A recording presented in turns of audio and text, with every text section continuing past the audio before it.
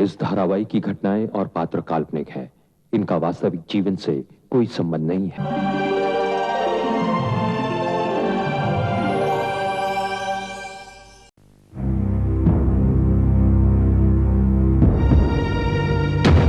कुंती जी, मेरी बात तो सुनिए। मैं किसी से कोई बात नहीं करना चाहती हूँ। आप हमसे नाराज हैं? मैं कितनी देर से खड़ा हूँ आपसे बात करने। बोलिए, क्या बात करना चाहते हैं? मैं आपसे कहना चाह रहा था कि स्वामी जी की किसी बात का बुरा मत मानिए। उन्होंने जो कुछ भी कहा वो उनकी सोच है, मेरी नहीं। और मुझे अपने बारे में कोई गलतफहमी भी नहीं है। मैं जानता हूँ कि मेरे जैसी शक्ल सूरत से कौन लड़की शादी करेगी। नहीं, ऐसी बात नहीं है। आप अगर शादी करना चाहेंगे तो आपको तो अच्छी से अच्छी लड़की मिल सकती है। लड़की जरूर मिल जाएगी कुंती जी, लेकिन जीवन साथी मिलना मुश्किल। कम से कम आप तो मुझे समझ सकते हैं। अपनी बीती जिंदगी में मैं किन हादसों से गुजरी हूं, रिश्तों के नाम पर मैंने कैसे धोखे खाए, मैं उन्हें दोहराना नहीं चाहती हूँ। तो आपको ये बात साफ साफ स्वामी जी से कर लेनी चाहिए थी। कैसे कर लेती? वो मेरे पिता समान है। अगर मैं उनके मुंह पर उनकी बात काटती तो उनका निरादर होता। कुंती जी, स्वामी जी का मानना है कि इंसान को अपने प्रति ईमानदार होना चाहिए, और ईमानदारी से कही हुई बात का कोई भी बुरा नहीं मानता, ईश्वर भी नहीं। ईश्वर भी मेरी कहाँ सुनता है? क्योंकि आप अपनी नहीं सुन रही हैं। कुंती जी, आप किसी की बात मत सुनिए, सिर्फ अपने अंतरात्मा की आवाज सुनिए। और मुझसे नाराज मत होइए। नहीं, मैं आपसे नाराज नहीं हूँ। कुंती जी, संसार में पति पत्नी का रिश्ता ही सब कुछ नहीं होता। मेरा आपसे परिचय हुआ, ये मेरा सौभाग्य है, और यही मेरे लिए बहुत। और जहां तक मेरे आश्रम आने जाने का सवाल है, तो मैं आश्रम आना जाना बंद कर देता हूँ। नहीं, ऐसा मत कीजिएगा। अगर आप आश्रम नहीं आएंगे तो हनुमान जी से मेरे लिए प्रार्थना कौन करेगा? कुंती जी, मैं हमेशा आपके लिए हनुमान जी से प्रार्थना करूंगा। मेरे मन में जिसके प्रति एक बार श्रद्धा पैदा हो जाए, फिर वो कभी नहीं मिटती। और जहां तक शादी ब्याह का सवाल है, तो ये ईश्वर तय करके भेजता है। अगर मेरे किस्मत में लिखा है कि मेरी शादी आपसे होगी, तो होगी, चाहे आप हाँ कहें या ना। बस आप हमसे नाराज मत होना। अच्छा, नमस्ते।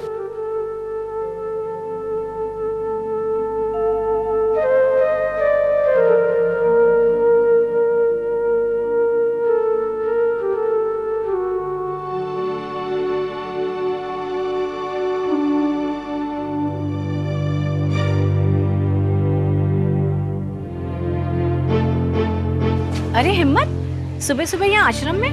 दीदी नमस्ते। नमस्ते। क्या स्वामी जी ने किसी काम से भेजा है? नहीं दीदी, वो कल स्वामी जी ने कुंती जी को बुलाया था ना। हाँ? तो स्वामी जी ने कुंती जी को मुझसे शादी करने की सलाह दे दी। तो कुंती जी को बुरा लग गया। मैं रात भर सो नहीं पाया दीदी, इसलिए सुबह सुबह माफी मांगने चला आया। मैं उनसे कहने आया हूँ कि स्वामी जी की बात का बुरा ना माने। इसमें बुरा मानने की क्या बात है? ये तो मेरे दिल की भी बात है कि तुम दोनों की शादी हो जाए। लेकिन दीदी, कुंती जी का दिल, उन्हें वही करना चाहिए जो उनका दिल कहता है। उसके दिलो दिमाग में तो सिर्फ उसका बेटा कर्ण बसा हुआ है। दूसरी कोई बात वो सोचना ही नहीं चाहती। फिर आप उन्हें मजबूर क्यों करती हैं? हम उसकी भलाई चाहते हैं। हम चाहते हैं कि वो अपना घर बसाकर एक नई जिंदगी की शुरुआत करे। तो दीदी, शायद उन्हें मैं पसंद नहीं हूँ। तुम में ऐसी क्या कमी है? या वो सोचती है कि कोई सपनों का राजकुमार घोड़े पे सवार होकर उसका स्वयंवर करने आएगा? दीदी, अब उनका सपना जो भी हो, उन्हें अपने सपने के साथ जीने दीजिए। सपने देखते जिंदगी गुजारी नहीं जा सकती, उसे हकीकत का सामना करना पड़ेगा। क्या उसने तुम्हें अपने दिल की बात बताई कि आखिर वो चाहती क्या है? दीदी, वो कहते हैं कि उनकी जिंदगी में जो हादसे गुजरे हैं, रिश्तों के नाम पर जो उन्होंने धोखे खाए, अब वो उन्हें दोहराना नहीं चाहते। बेवकूफ है। हर कोई एक जैसा थोड़ी होता है। मैं जाके उससे पूछती हूँ कि उसकी इच्छा क्या है। दीदी, उनकी इच्छा जो भी हो, उनकी इच्छाओं का मान रखिएगा। मैं नहीं चाहता कि मेरी वजह से उन्हें कोई तकलीफ हो। उसे इतना समझना चाहिए कि अगर हम बड़े लोग तुम्हारी और उसकी शादी की बात कर रहे हैं, तो कुछ सोच समझ कर ही कर रहे हैं ना। लेकिन दीदी, वो समझेंगे भी कैसे? मैं भी कहाँ इस लायक हूँ? न शक्ल, न सूरत, न घर, न बार, मैं कैसे उनकी जिम्मेदारियां उठाऊंगा? स्वामी जी के होते हुए तुम्हें किस बात की कमी? तुम्हें तो सिर्फ इतना बताना है कि कुंती तुम्हें पसंद है या नहीं। दीदी, दीदी आपने तो हमें धर्म संकट में डाल दिया। ये कोई इतना मुश्किल सवाल नहीं है। तुम्हें सिर्फ हाँ या ना में जवाब देना है। कुंती तुम्हें पसंद है या नहीं? दीदी, उनके जैसी सुंदर, सुशील, तेजस्वी लड़की को कौन नापसंद कर सकता है? समझ गई। मैं खुद जाके कुंती से उसकी पसंद पूछूंगी। अच्छा, नमस्ते। नमस्ते।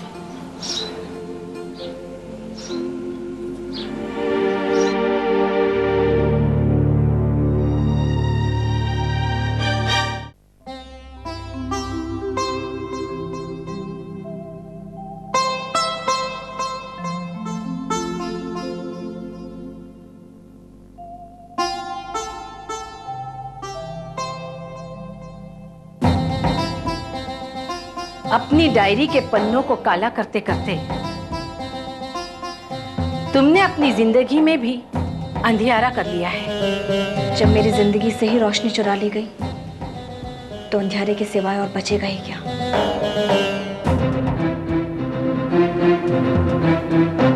तुम्हारी इस नासमझी ने उजाला और अंधियारे के फर्क को शायद मिटा दिया है। कुंती, अब भी वक्त है। आंखें खोलो और देखो, जिंदगी अपना उजाला हाथ में लिए तुम्हारा स्वागत करना चाहती है। किस उजाले के बारे में बात कर रही हैं आप? वही जो एक औरत का सौभाग्य होता है। माथे पर सिंदूर, हाथों में चूड़ियां, गले में मंगलसूत्र। क्यों मुझे भागन को सपने दिखा रही हैं आप? कुंती, अगर ये सपना है तो इसे हम हकीकत में बदलना चाहते हैं। जिंदगी तब भी तड़पती रहेगी। मेरे हिस्से में ऐसी कोई खुशी नहीं है। स्वामी जी के बातों का भी तुम पर कोई असर नहीं हुआ? सरला दीदी, अगर मुझे पता होता कि स्वामी जी ने मेरी शादी के बारे में बात करने के लिए मुझे वहां बुलाया है तो मैं वहां कभी नहीं जाती। आखिर तुझे इस शादी से ऐतराज क्यों है? ऐतराज की बात है सरला दीदी। मैं एक बच्चे की माँ हूँ और शादी लड़की की होती है, माँ की नहीं। तो मेरी भी सुन, माँ एक पत्नी बनती है, कुंवारी लड़की नहीं। सही कहा आपने। फिर क्यों मुझ कलंकनी, मुझ पापिन का रिश्ता आप किसी और से जोड़ना चाहती हैं? ताकि इस रिश्ते के जुड़ने से तेरा कलंक धुल जाएगा। लेकिन मैंने तो सुना है औरत के माथे पर लगा हुआ कलंक जिंदगी भर नहीं धुलता। माथे पर लगा हुआ सिंदूर सब दूर ढलता है। तो एक बार हम ही तो भर। तुझे अभी पत्नी का सुख मिला ही कहाँ है? ठीक कहा आपने। मुझे किसी भी रिश्ते का सुख कहाँ मिला? बाप के घर बेटी का सुख नहीं मिला, मन के साथ प्रेमिका का सुख नहीं मिला, और उसके बच्चे की मां बनने के बाद मां का सुख भी कहाँ मिला मुझे? कुंती, जो नहीं मिला उसे भुलाकर जो सुख मिल सकता है उसके बारे में सोच। सरला दीदी, मेरी सारी सोच, मेरी सारी समझ मेरे बेटे कर्ण की जिंदगी के साथ जुड़ी है। तुझे अपने बेटे के बारे में सोचने समझने की कोई जरूरत नहीं। क्यों? फिर कौन सोचेगा उसके बारे में? मैं उसकी माँ हूँ, वो मेरा बेटा है। जो तुम्हारे पास नहीं है, तुमसे दूर चला गया है, उसके बारे में सोचना मूर्खता है। उसे बुलाकर हिम्मत से शादी कर लो, तुम्हें दुनिया की सारी खुशियां मिल जाएगी। बस मुझे मेरा बेटा मिल जाए, उस खुशी के आगे दुनिया की सारी खुशियां बेकार है मेरे लिए। कुंती, कर्ण को तुम्हें भूलना होगा। वो जहां भी है सुख में है। जो सुख सुविधा उसे मिल रही है तू उसे कभी नहीं दिला सकती। एक माँ अपने बच्चे को रूखी सूखी खिलाकर जो संतोष पाती है वो किसी और सुख सुविधा में नहीं। तुझे मालूम नहीं है ना, इसलिए अपनी गोद में उठाकर यहां वहां की ठोकरें खाती तो क्या भविष्य बना पाती उसका? क्या खुद खाती और उसे क्या खिलाती?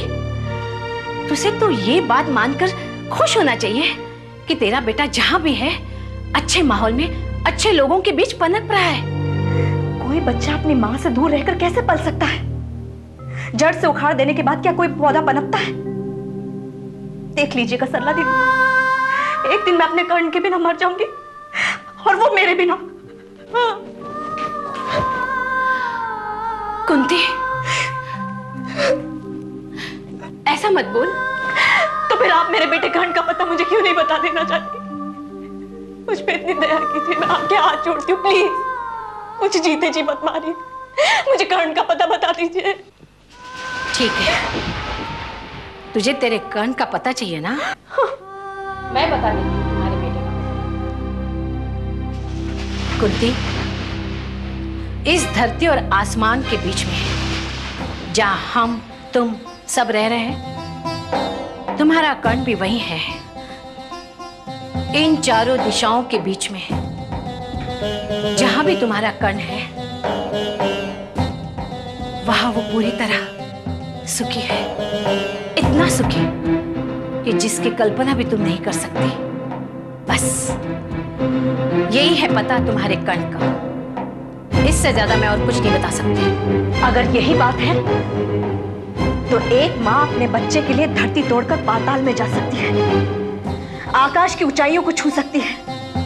उसमें इतनी ताकत होती है कि वो चारों दिशाओं को भेदकर अपने बच्चे तक पहुंचना उसके लिए कोई मुश्किल बात नहीं। और ये मैं करके रहूंगी। सुना आपने?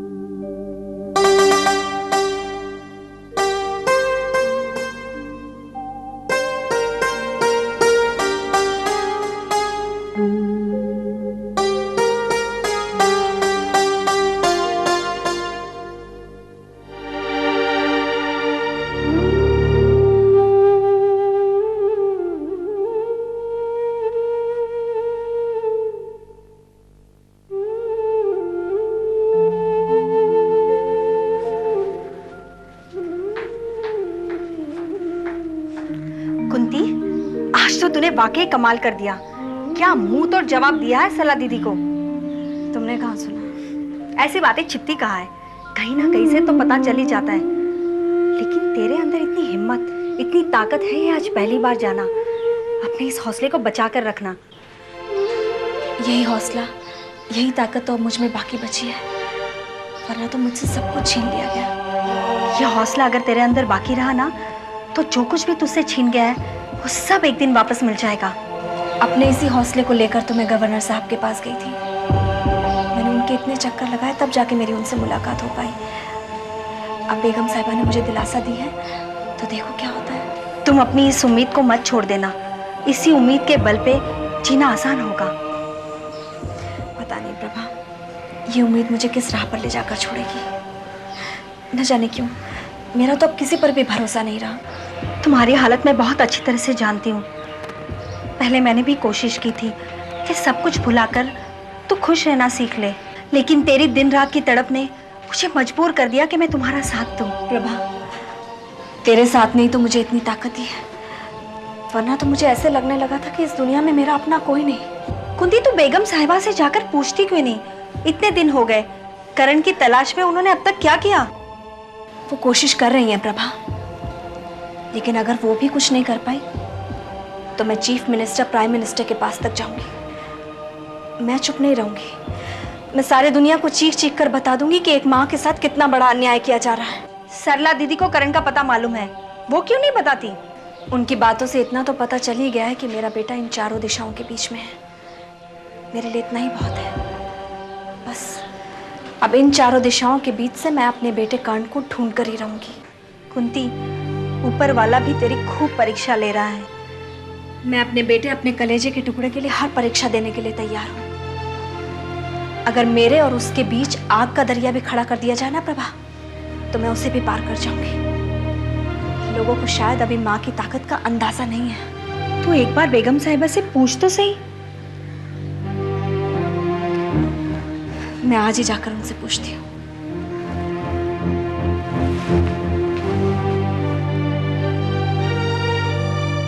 हाँ बोलिए। जी, मुझे गवर्नर साहब से मिलना है। आप अंदर नहीं जा सकते। देखिए, मेरा उनसे मिलना बहुत जरूरी है। हमने बोला ना, आप अंदर नहीं जा सकते। देखिए, आप समझने की। अरे सुनो, आने दो। अच्छा जाइए। नमस्ते। नमस्ते। कुंती, कैसी है आप? अच्छी हूँ, आप कैसे हैं? मैं भी अच्छा हूँ। गवर्नर साहब हैं क्या? हाँ है। क्या हुआ, अभी तक आपकी प्रॉब्लम सॉल्व नहीं हुई? मेरी प्रॉब्लम सॉल्व हो जाती तो मैं बार बार यहाँ क्यों आती? बेगम साहिबा ने भी मुझे दिलासा दी थी, लेकिन अभी तक कुछ हुआ नहीं। मैं पिछले 3 साल से आपको यहाँ आते जाते देख रहा हूँ। फिर भी किसी को माँ की तड़प, माँ का दुख दिखाई नहीं देता। लेकिन गवर्नर साहब के पास ऐसी प्रॉब्लम आज तक नहीं है। आप एक काम कीजिए ना, आप खुद ही जाकर बात कर लीजिए प्लीज। जी।